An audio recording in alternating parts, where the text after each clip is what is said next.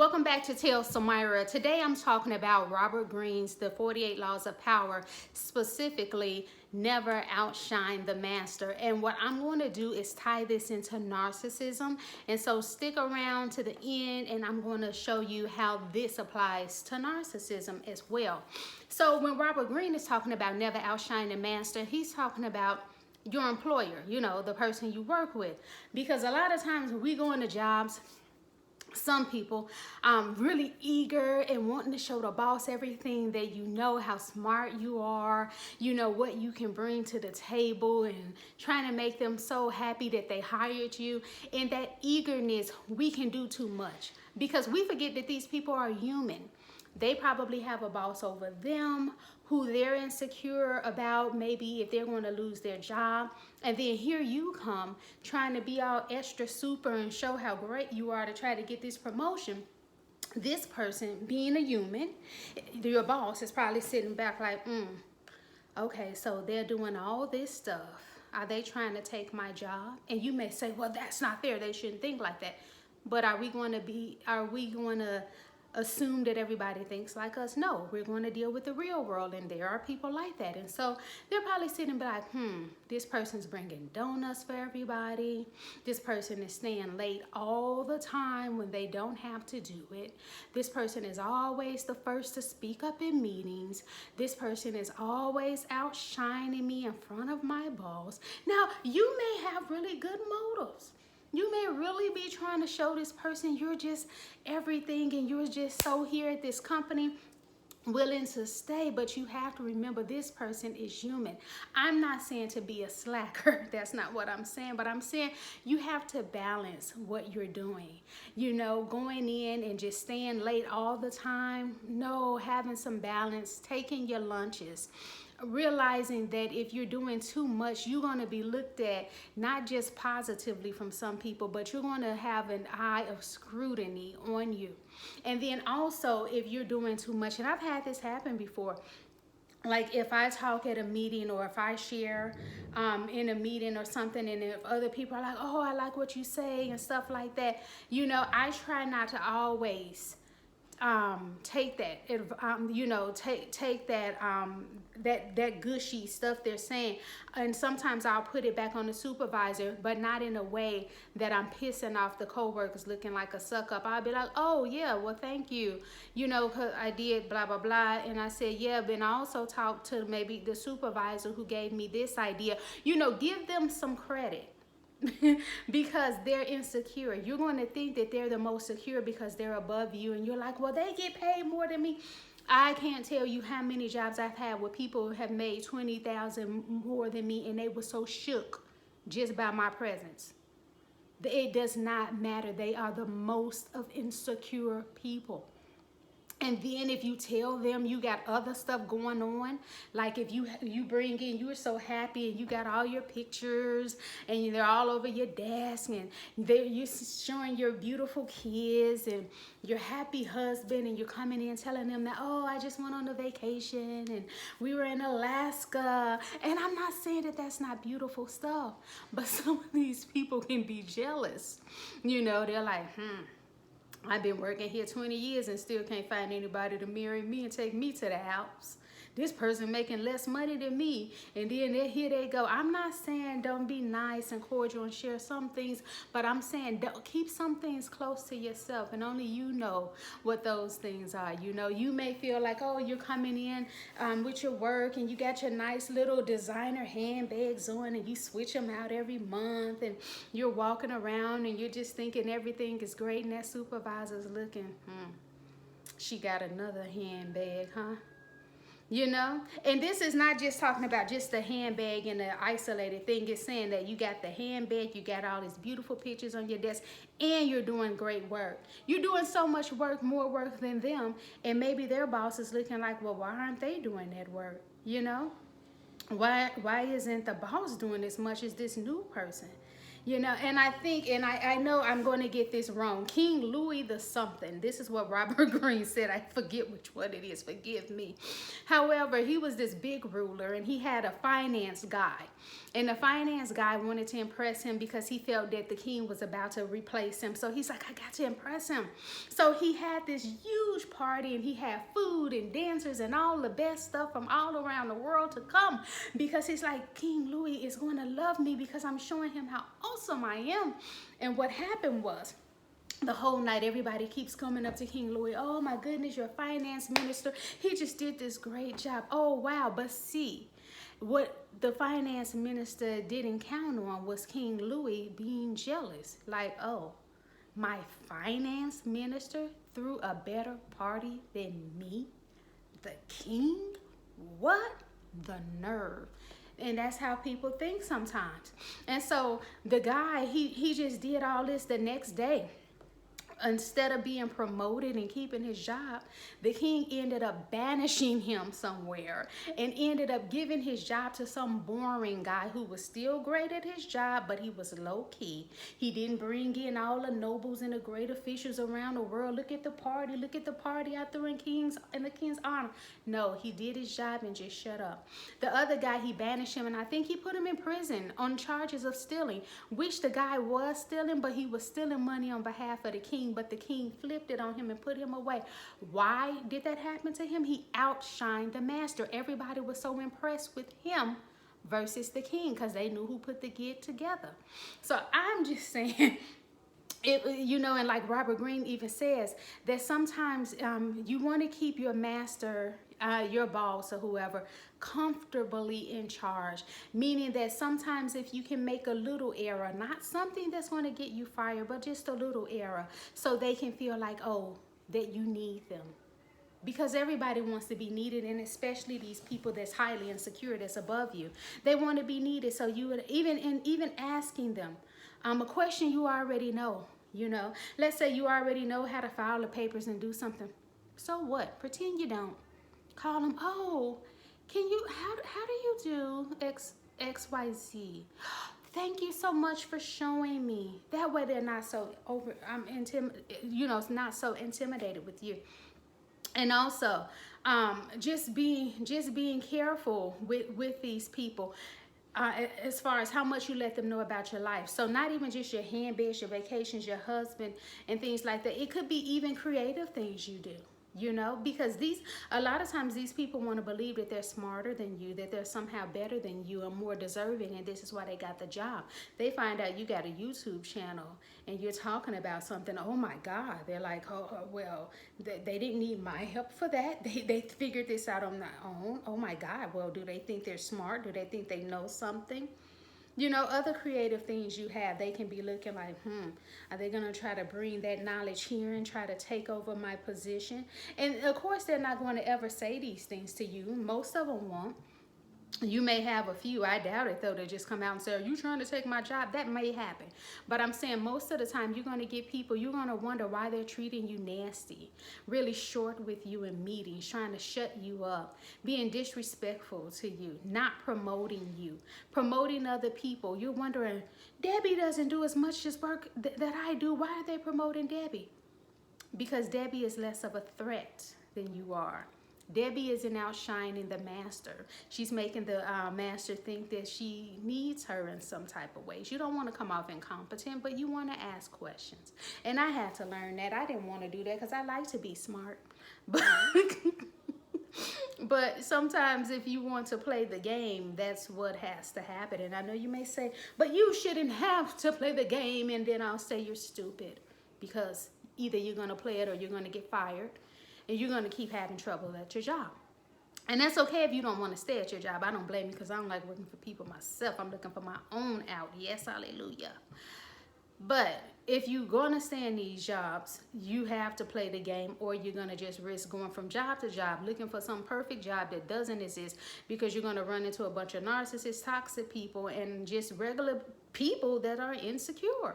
and do negative things because of that insecurity. It doesn't have to mean that they're toxic and really bad people. It's just they're just insecure. And sometimes, and I like how Robert Greene says that you can't help but outshine the master. If you have a better, more bubbly, outgoing personality than your boss could hate you and try to sabotage you, will try to fire you, try to write you up, lie on you. You know, you, like I said, you could have a family and post your pictures of the family. You're not even trying to show this boss how great you are to get in their good graces, you know, which gets you in trouble a lot of times. But you can just naturally be yourself, and this boss is going to hate you. My suggestion to that, and do what you want, because I don't pay your bills, is to get out of there as soon as possible, because it's nothing that you can do. This person is just hating you because you have something that they don't, a quality, a relationship, or whatever. Other people around the job may sing your praises, and these people cannot stand you. And under those circumstances, there's nothing you can do, and life is too short, especially if you can find some place to go that may not be as toxic. But that is just to let you know why you're probably having problems with people, your bosses, and you're like, I'm not doing anything wrong. I'm submitting all my assignments on time. I'm staying late. I'm doing this. I go to the holiday parties. I say good morning. I bring in cupcakes from the bakery. You're doing too much. You're doing more than that person. You're unknowingly making them look bad. Now let's go into, and don't forget to like, subscribe, and share. And I also offer consultations. You'll see that down in the comments if you want to talk to me about narcissism, abuse, anything mental health related. But I do specialize in narcissism, abuse, toxic friends, toxic families, and how to improve your life to move past that into a place of a healthy place. How does never outshine the master apply to narcissism? I'm going to tell you, like I said a lot of times, that these narcissists, when they chose you, it was some quality that they liked about you, and they have a like-hate relationship for you. If they like something about you, they liked it so much they become jealous of it, and then so now they hate that about you. They won't ask you to show them how you got that, or they won't try to get it, because a lot of them are lazy, but they will hate you for it, because they're like, she got that personality and I'll never have it. I hate her even though I liked her, and that's why I asked for a phone number to get to know her, because it attracted it to me, but now I hate her. So, like I said, these people like to think that you're here and they're somehow above you.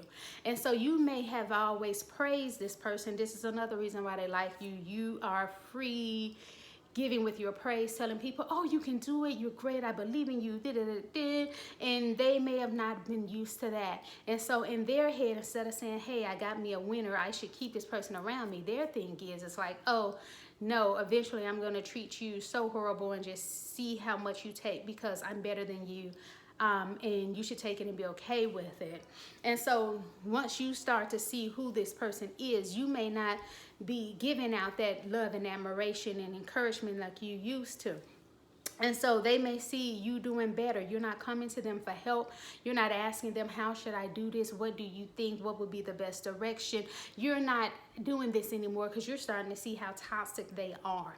And for them, that can be a way of outshining them. Like, who are you? I'm better than you. You now think you don't need my advice on your relationship, on your job, on what vacations you should take. Who do you think you are? And I think that is where some of that wrath can come in. It's like, oh, you're succeeding in life without my opinions. You didn't come to me first and you aced that test. You got married and you didn't ask me my opinion on your spouse. You used to ask for everything. You used to call and text all the time, frantic because you couldn't figure out how to handle your life and needed me to direct you. Now you don't need that. So who are you? Now you're doing better than me. That's a form of where I believe they get that narcissistic injury, because it's like you now surpass them. You are now standing on your feet and you're not depending on them. Also, it can be done with narcissistic parents, but I'm going to specifically say about narcissistic mothers, because I know that more. when they grow up, the children aren't meant to be individuals. It's just meant to be an extension of that narcissistic parent, meaning they can only praise you and see worth in you if you have qualities that mirror their own. If everything is not a direct mirror of them, then they discard that. They don't really like that in you, because they're like, how did you get that? Because in that way, they're very stupid, because they don't realize that it took two parents, and so you got DNA from both, and so you're not going to be only like that one parent. Even if that one parent raised you, you still have blood flowing in you from your other parent, but they don't get that piece of it. That's the part of the narcissism. And so once you grow up and you start being more of an individual and not doing everything they say, you now have an opinion. And they didn't raise you to have an opinion. They raised you to get in line, to be the scapegoat, to be the favorite child, the golden child, the dismissed, ignored child. They have roles for you. And once you start breaking out of those roles, it's like, well, who are you to outshine me? I created you to be my puppet, how I wanted you to be in this life. Now you're doing something different. And then don't let you get a better grade than they got when they were in your grade, because these people are competitive and they really don't love their children. They just use their children just for their own sick games. But so they're jealous of their kids a lot of the times, and they're keeping score. So they may remember the grade they got in 4th grade. Excuse me, the grade they got in 4th grade, and then they compare that to your grade, their children's grade in 4th grade. If you went to college and they didn't go to college, and if they did go to college, you got a better grade than them, or you got married before they got married, or some of them are looking at your weight and obsessed if you're smaller than they were at your age, or anything like that. They look at it like you're outshining them. You're doing better than them.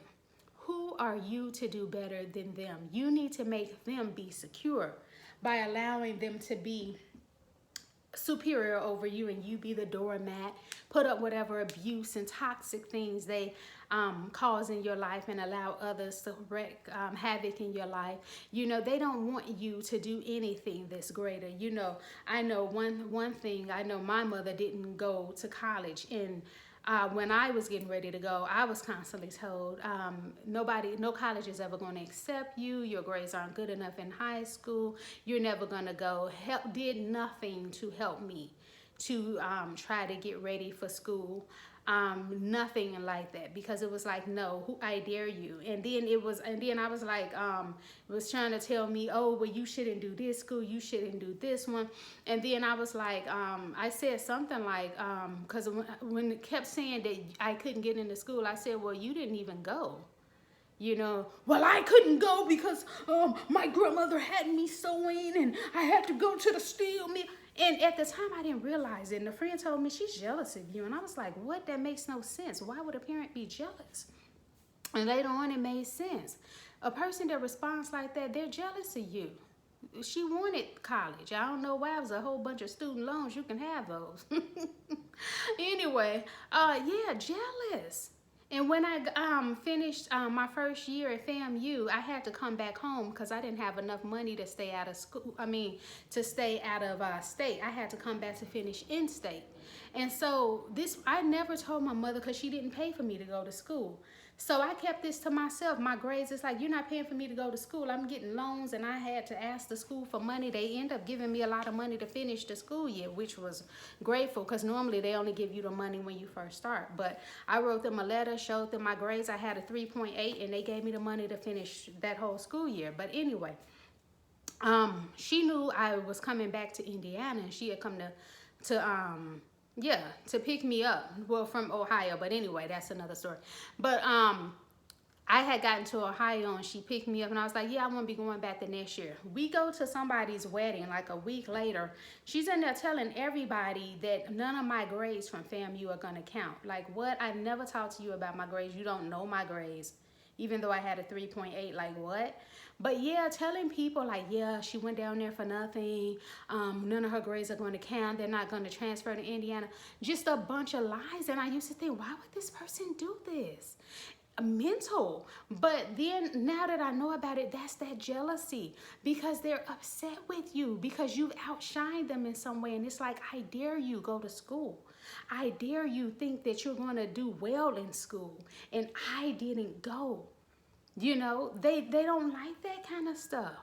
Or even, like I said, it can be anything. If you move away from them and they don't like that, or you do anything, they'll start telling people you're crazy, you're unbalanced, something's wrong with you, you're hateful. They go around to your other family members lying, saying you said stuff about them you didn't say. They want to destroy you in front of your family, in front of anybody who knows you, so people can discredit you and think something's wrong with you, just because they're just jealous, because they feel that you've done better. Who are you? I didn't move out of the state. I stayed where I was born. Who are you to move out of the state and do something? Who are you not to be as crazy as I am and have good mental health? I dare you. Because all they wanted you to be in the first place was their little puppet who never really succeeded in life. They wanted you to be around at their beck and call so they can treat you like crap, so they can exploit you, lie to you, manipulate you, try to get you to spend your money on them, try to get as much money as they can from you, try to get you to take care of the golden child and the other child, what is that, the forgotten child, or whatever you call it. That's the only reason that they have. And they train the other kids that's not the scapegoats to manipulate you, lie about you, and use you too, because that's what you're supposed to be. And they can't stand it when you flip on them, and when you say, no, I'm no longer the flunky, but now I'm teaching the classes on how to improve and do better. Sweetie, they can't stand that. So that is never outshine the master. And you know, and I totally agree with it where Relay said work, because I've seen it backfire a lot. You know, I always want to be happy and showing this and speaking up. This is what I know. See, let me help you. Let me show you how great I am, so you can see, get the appreciation of why you hired me and know you made the right choice. These people are insecure, more insecure than you can imagine. Like, subscribe, and share. Thank you.